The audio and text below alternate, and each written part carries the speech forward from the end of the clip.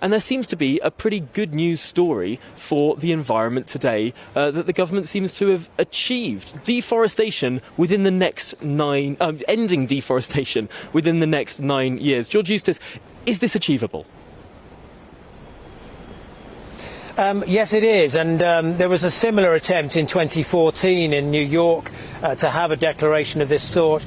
They only got about 40 countries to support at that juncture and not the finance to go with it. And what we've actually achieved this time round is over 100 countries, including Brazil, including Russia, including China, including the Democratic Republic of Congo and Indonesia.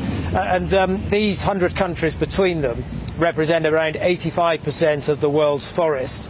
And linked to this as well, we've also got a commitment for significant finance to go with it. So around £9 billion of finance from governments, a further £5 billion from the private sector. And that's, I think, the big change from what was done previously.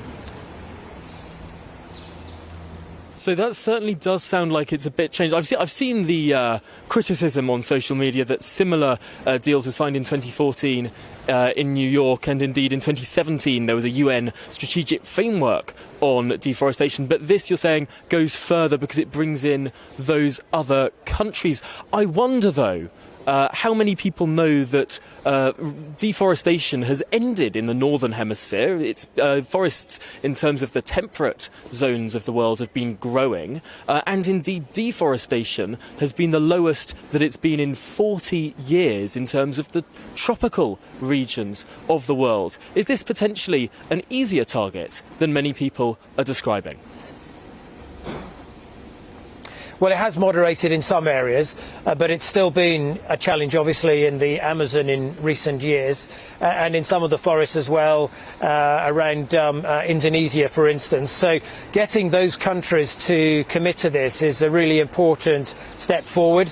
We've also got commitments, obviously, from Russia, which has got more forests than any other country in the world, and China as well, obviously, with its big landmass, is a big contributor to this as well. So the difference between this and previous agreements is just the sheer number of countries who've got joined up, but also countries that have previously been hesitant about getting involved, but are now today willing to show that commitment.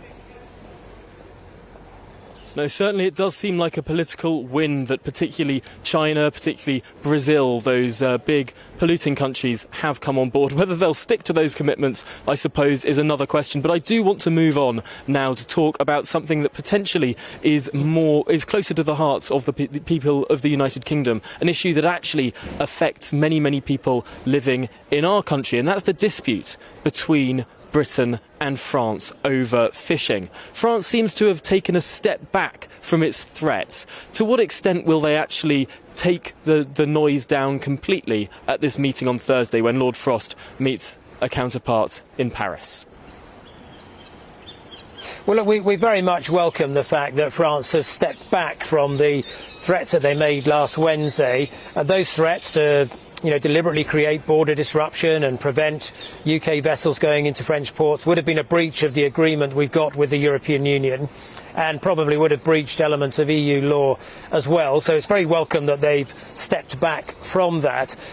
We've always been clear that we will licence any EU and French vessel that's entitled to access. They only have to demonstrate that they've got a track record of working, at least one day a year over a 4-year period of accessing our waters. The vast majority have been able to demonstrate that with the records that they have. There's a small number, 55 vessels, that have struggled to demonstrate that they previously accessed Jersey waters. But we've always been clear that if they can produce the evidence to support that, we're open to reviewing that. But it's also probably the case that in most instances, those vessels probably just didn't access Jersey waters during the relevant period.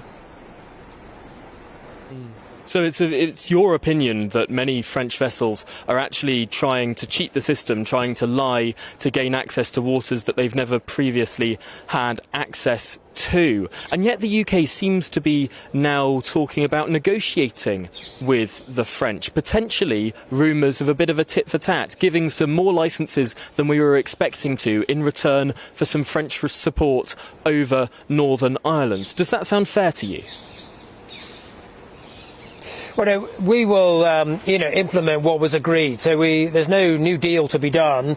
The deal on fisheries and indeed on trade with the European Union was done at the end of December last year.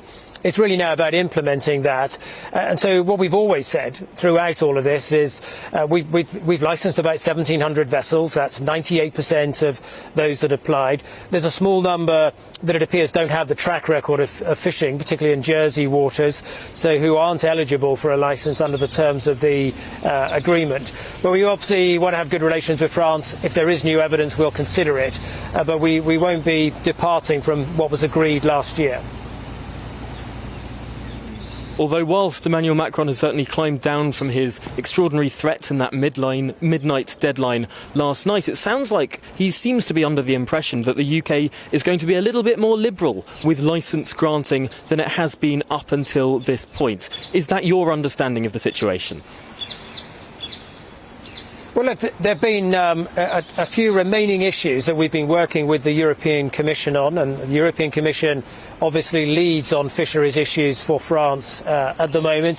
Some of them are around an issue that's referred to as replacement vessels. That's where a fisherman might have had access to UK waters but then changed their vessel, and we need to work out whether that's a like-for-like replacement. So there's discussion about how to deal with that, and there's around 30 or so vessels in that area. Those discussions have been going on, and we've been working towards a resolution on that front. Then there's these remaining 55 vessels in Jersey, the majority of which it now appears, I think, don't have that track record of fishing in Jersey waters. But if there are some where there's new evidence, where they can demonstrate it, obviously we'll look at that. But we won't depart from the approach we've taken. We think our methodology is right. But obviously, if evidence can be brought forward, we'll consider it. Now, I want to ask you about what the Prime Minister said yesterday in his opening address to COP26. He referred to Glasgow as the place where the Watt engine, the steam engine, was first invented, the birthplace of the Industrial Revolution. And then he went on to describe the Watt engine as a doomsday machine. A recent survey has found that a majority of young people in this country feel like their futures are doomed. During the German elections earlier this year, young children ended up in hospital going on hunger strike, believing that Europe was going to descend into famine within their lifetimes. Was that doom language responsible from the Prime Minister when it's so divorced from the reality of the situation? Well, I think on the opening day of COP, what you get from world leaders, and rightly so, is that with the 2 weeks ahead, it's very much addressing the nature of the challenge that we have, the fact that there's a huge amount to do, that we need ambition. That's the right kind of message on the first day. But what we've got to show now over the next 2 weeks, and I think we've started to show today with what we've secured on forests, for instance, is we've got to show that it is within our hands to reach the agreements that are going to tackle this challenge. We've got to show people hope. My view's always been that a message that is just about despair, it isn't a message that'll get people moving with you.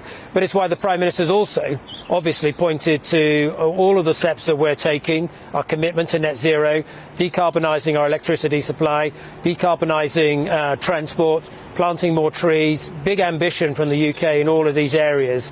And it's that ambition that'll give people the hope and the confidence that we can solve this problem.